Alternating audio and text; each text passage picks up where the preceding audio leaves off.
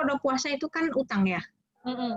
Saya berutang kepada Mbak Hernis misalnya, ya 100.000. Ketika saya mau membalikkan utang saya, mau melunasi utang saya bilang, Mbak Hernis, ini ya, saya mau bayar utang saya 100.000 tadi plus sodakoh, saya bilang. Sodakoh plus sodakoh 100.000 juga itu di dalam situ. Padahal utangnya 100.000. Maka sah atau tidak itu? Secara logikanya ya, nggak bisa, ya, nggak bisa karena utangnya 100. Kalau mau sedekah ya berarti harus ditambah nominalnya. Misal 110.000, baru 10.000 itu dikatakan sedekah, ataupun 10.000 itu dikatakan hadiah. Mbak, ini hadiah dari saya 10.000, 100.000-nya untuk bayar utang. Baru ini pas, boleh seperti ini. Tapi kalau dikatakan 100.000, ini untuk bayar utang saya yang 100.000 plus hadiah atau sedekah untuk Anda. Nggak bisa, kan gitu. Jadi ini kita boleh melakukan qada puasa pada hari-hari apa saja. Senin Kamis boleh dibuat ya. Nah, tapi tidak mendabelkan niatnya. Jangan didabelkan niatnya. Kalau puasa qada gampang, pasang niat puasa qada, kemudian tanpa diniatkan double, puasa sunnah Senin Kamis, puasa qada aja niatnya, insya Allah tetap dapatkan pahala 2. Satu pahala qada puasanya, kemudian pahala puasa sunnah pada hari Senin atau hari Kamisnya. Jadi tanpa meniatkan pun sudah dapat sebenarnya. Itu ya. Nifas ini kita lihat dulu ya. Nifas itu apakah bayinya hidup atau tidak? Ya. Kalau bayinya hidup berarti dia namanya apa itu? Menyusui kan gitu. Oh gitu. Kalau bayinya dia susu berarti dia mengikut pembahasan yang tadi. Kalau ada bayi dan bayinya hidup, susuinya, maka ngikut pendapat yang itu.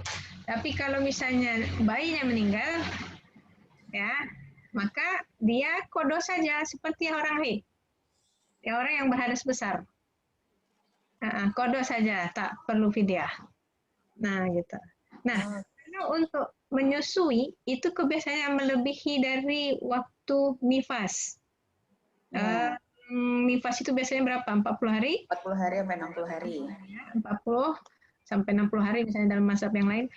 60 hari atau 40 hari itu sudah di bawah hitungan orang yang menyusui. Itu 2 tahun. 2 tahun menyusui anak ya. Jadi kalau dia punya anaknya masih hidup dan dia menyusui anaknya, bukan dikasihkan menyusu kepada orang lain atau pakai susu formula, dia menyusui, maka hukumnya ikut yang tadi. Tapi kalau anaknya nggak ada, atau dia berikan anaknya menyusu pada orang lain, atau pakai susu formula, maka dia seperti orang haid.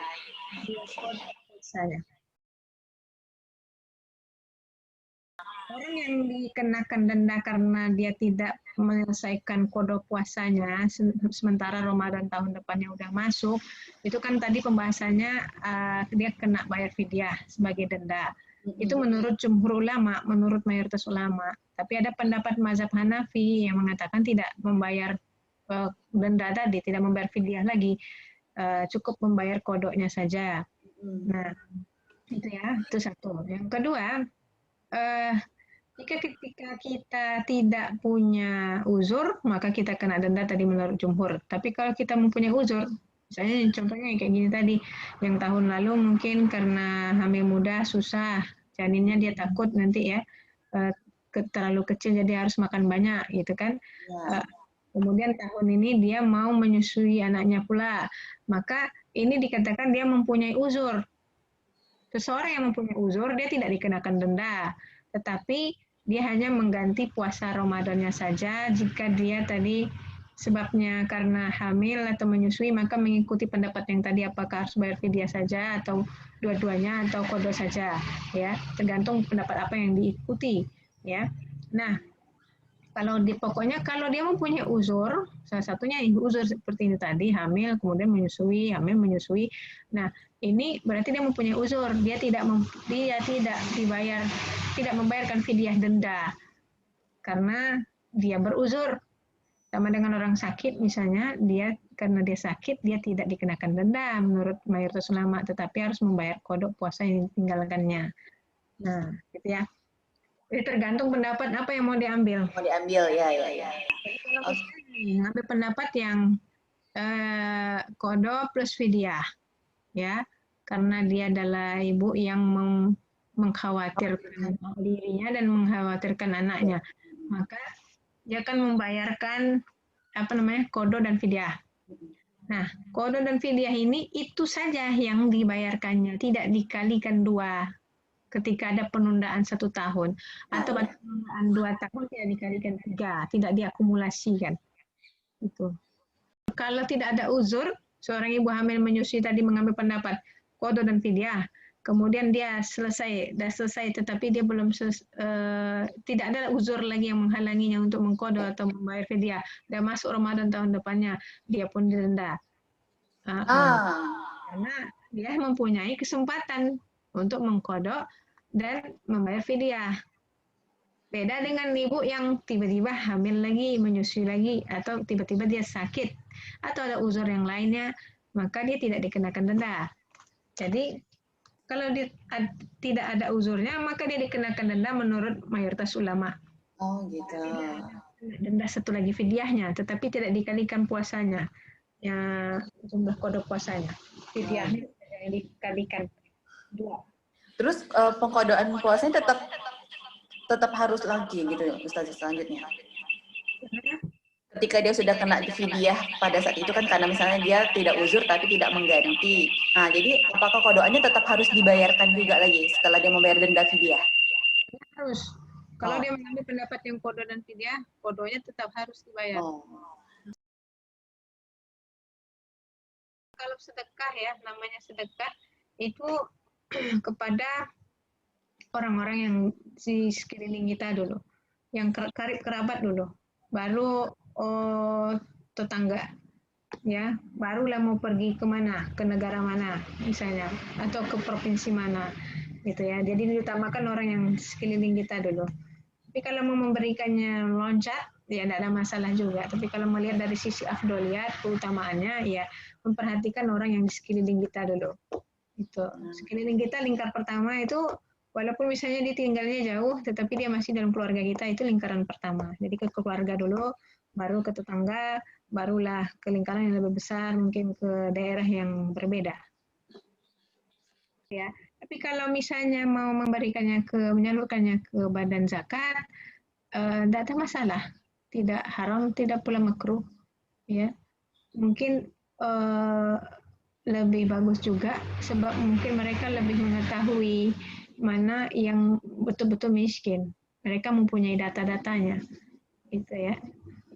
Dan menghindari keraguan-raguan. Kalau kita bikin sendiri mungkin kita ragu, mau 1 mut atau setengah sok atau bagaimana fidyahnya, gitu kan, kadang ragu atau takut salah, maka mungkin lebih baik ketika mau mengganti puasa, kan kita kadang-kadang menundanya. Nah, menunda ini kan kadang kita memperkirakan nanti pasti bisa. Tetapi ternyata qadarullah ya ditakdirkan malah hamil atau sakit. Berarti hamil atau sakit tadi menjadi uzur syar'i yang memperbolehkan kita untuk menunda penghentian puasa kita. Jadi kita tak berdosa dalam kasus itu. Tapi kalau misalnya tidak ada uzur, tak juga dibuatnya ganti puasa tadi, berarti dia berdosa plus harus bayar fidyah sebanyak hari yang ditinggalkan.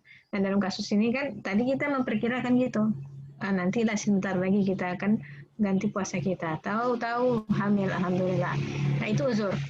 Baik, jadi sekarang yang kemarinnya itu tadi harus diganti dengan kodok, itu dicatat di buku. Berapa? Ramadan tahun ini utangnya berapa dan bagaimana cara gantinya, kodok saja, berapa hari, catat. Nah, selesai, Ramadan tahun depannya lagi. Oke, sekarang dalam keadaan hamil. Nah, 2 tahun ke depannya lagi menyusui. Nah, sekarang ikut pendapat yang mana? Mau kodok aja, atau kodok dan fidyah juga, atau fidyah saja. Itu diambil pendapatnya, tentukan sikap, ikut pendapat yang mana, kemudian catat lagi Ramadan tahun ini karena hamil.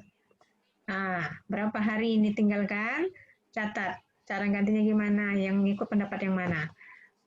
Ramadan tahun 2 tahun mendatang lagi disebabkan apa? Menyusui. Oke, ngambil pendapat yang mana? Catat situ berapa harinya. Oke, dah sesimpel itu. Ya, nama manusia kan dia kadang dari nol pengetahuan dia kadang meningkat bertambah, ya. Kadang melalui perubahan pemikiran. Itu wajar.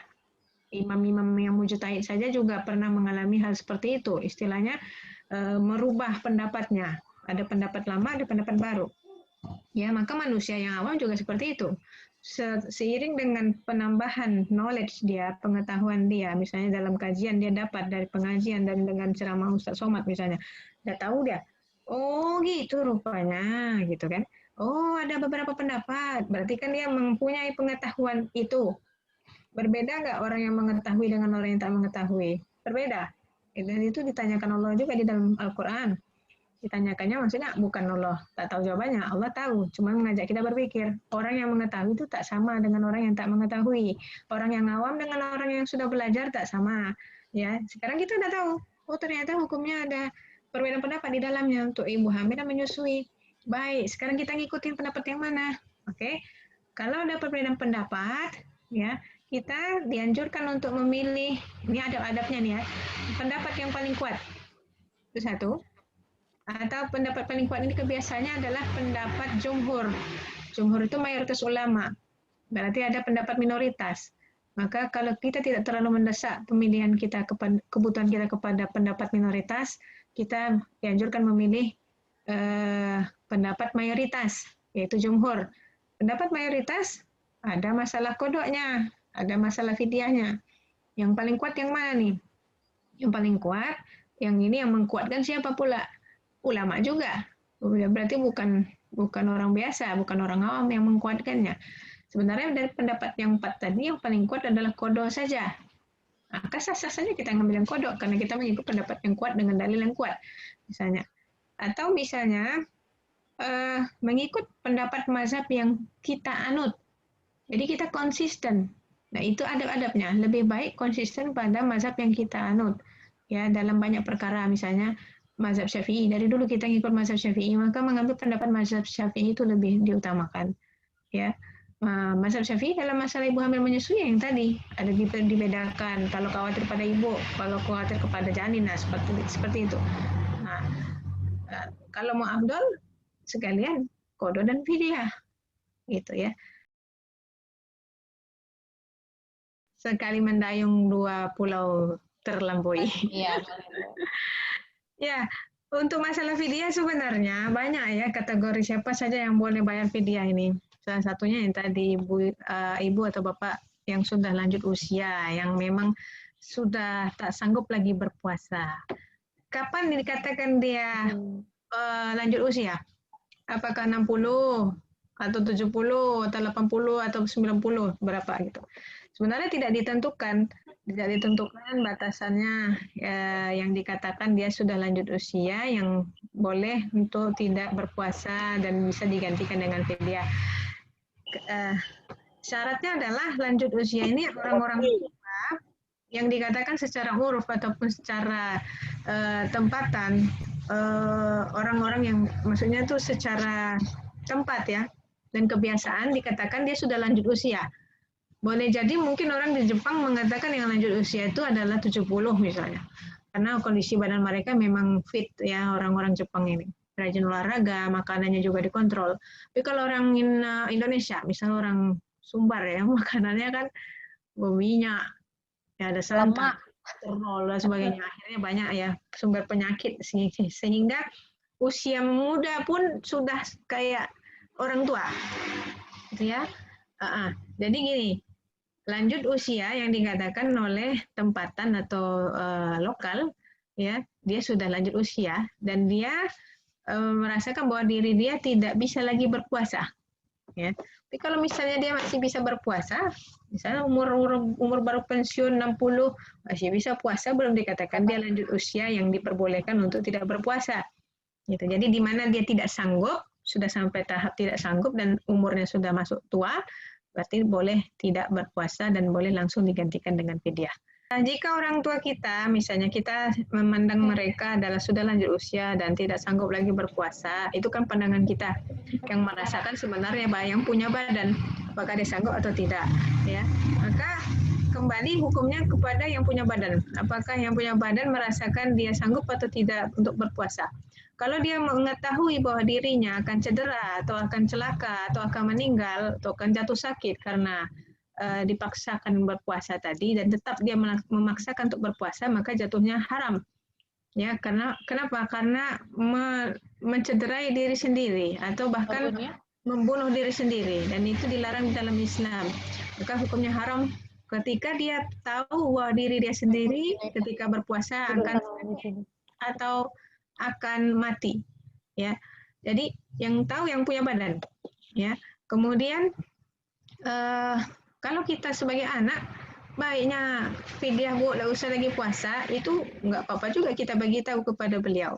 Tapi kembali kepada beliau, apakah beliau mau atau tidak, gitu ya. Nah, kita cuman sebagai anak hanya bisa berusaha untuk menasihati atau membujuk, mah misalnya, udahlah, tidak apa-apa difidyahkan. Ini kan rusuh keringanan dari Allah SWT.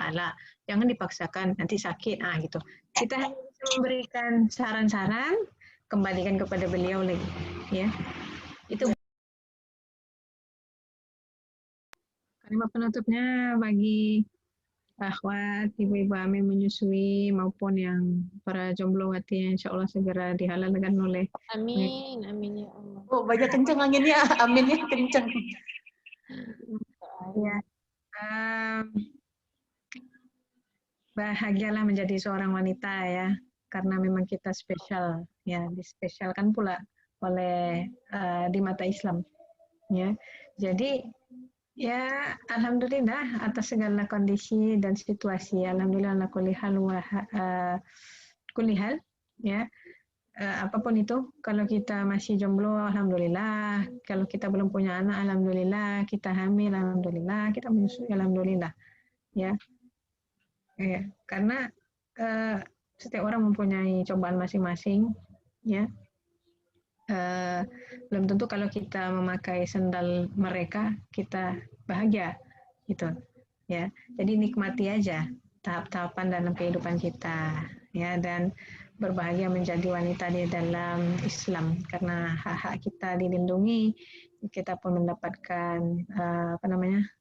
mudah mau mendapatkan surga itu melalui jalur wanita itu mudah sebenarnya. Itu salah satunya itu tadi hamil, menyusui, ya, kemudian juga wanita jomblo misalnya yang menjaga dirinya, menjaga ifahnya, kehormatannya, dan dia bersabar karena belum datang juga jodohnya, itu pun juga adalah surga baginya.